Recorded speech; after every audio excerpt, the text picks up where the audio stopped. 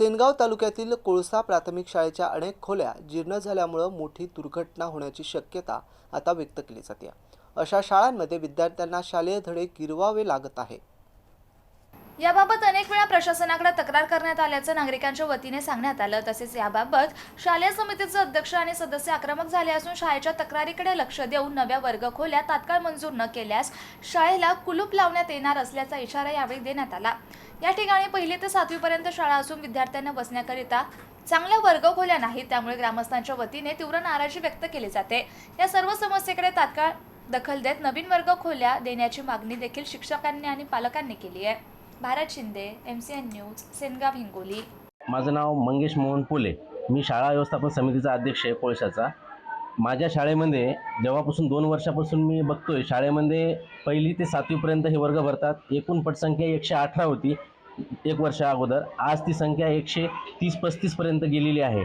एकही 1ली ते 7वी पर्यंत एकही वर्ग खोली बसण्यायोग्य किंवा बसण्याजोगी अजिबात नाही आहे। सर्व मुलं धोक्यामध्ये एकदम जीव हातात घेऊन या शाळेमध्ये बसत आहे। पूर्ण पावसाळ्यामध्ये पूर्ण पाणी खाली टपकतं आहे। तर माझी वेळोवेळी पूर्ण प्रशासनाला मी अहवाल दिले, पूर्ण प्रस्ताव दिले, परंतु एकाचाही मला कोणत्याही प्रकारचा आदेश शाळेला प्राप्त। माझी मागणी आता एवढीच आहे, मला कमीत कमी शाळेसाठी एक 5 ते 6 रूम आम्हाला आवश्यक आहे। विद्यार्थी वर्गामध्ये जे बसत आहे ते पूर्ण धोक्यामध्ये बसत आहे आणि जर का या 5-6 या 8 दिवसामध्ये जर समजा कोणत्या प्रकारचे आदेश आम्हाला मंजुरीचे वर्ग खोले झाले नाही, तर आम्ही शाळेला कुलूप लावून पूर्ण गावकऱ्याला ठराव घेऊन आम्ही आमचे विद्यार्थी शाळेमध्ये पाठवणार नाही।